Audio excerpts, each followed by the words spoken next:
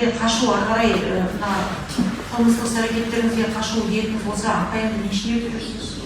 Алғашында ерткен жоқпын, анама тастап кеттім, қарашы. Оны білеміз ғой, енді жалпы ары қарай сіз шетел асып... Может, кішкене ақпаян, ол кезде балаларды ұрып бастағаннан кейін мен қорықтым. Апаяға қатысты іс-әрекет жасауға ниетіңіз болды ма? Жоқ, ешқандай. Мен оны соңғы уақытқа дейін бала-шаға естедім ғой, кіші үйде. Мен өзім қашсам, может, мен ұстатпас едім, мүмкін ашық айтамын. Әйеліммен ешқай алыс жақ ести алмадым.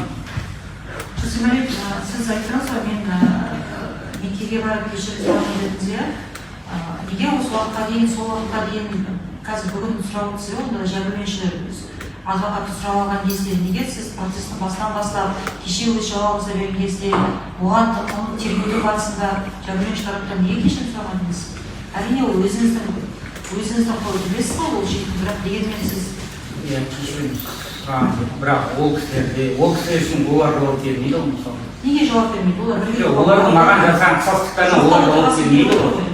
Олар жауап бермейді, олардың мысалы, олардың өрт адамның маған жасаған қысастығына. Сізге мысалы қалай айдана ыстық сізге думан мысалы, бірақ олардың әрекетіне жауап бермей, мен өз бауырларымның әрекетіне жауап бермей, олардікі дұрыс емес болса да мен дұрыс емес деп айтамын, дұрыс деп ақтамаймын ешкімді.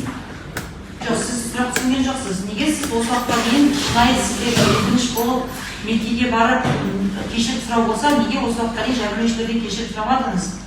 Кешірім сұраймын. Ойымда болды, бірақ тергеуде де айттым, ешқандай нем жоқ.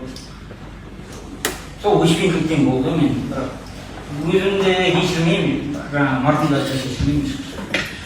Кеше сізден сұраған кезде мен дұрыс жауап ала алмадым. Мысалы қарашы, мамыр айында наурыз таза болды, иә, үйдің жанында іргесінде жерде көміліп жатыр. Сіз сол үйде қалай өмір сүрдіңіз, қалай ұйықтадыңыз, қалай жеп тұрдыңыз? Нақты тұрған жоқ. Барып келдім. Тек соңғы уақытта оңған шығады. Күз айында өткен ақтайып жалғасым. Қашан болса да 1 сағат сол жерге кіріп шығу өзі де оңай болмаса керек. Өйткені үйден қатты емес, ішінде емес, енді сыртында бар, кіріп. Ондайға дейін ол. Өйткені өз-өзіңді жақсы екенін түсіндім. Мен оған ештеңе өзі барса, өзі шақырып, өзі төбелес шығады. Өз-өзіңді жақсы екенін деп түсіндім дегенде сонда өзіңізді кінәсіз санайсыз ба? Наурыздың алдында?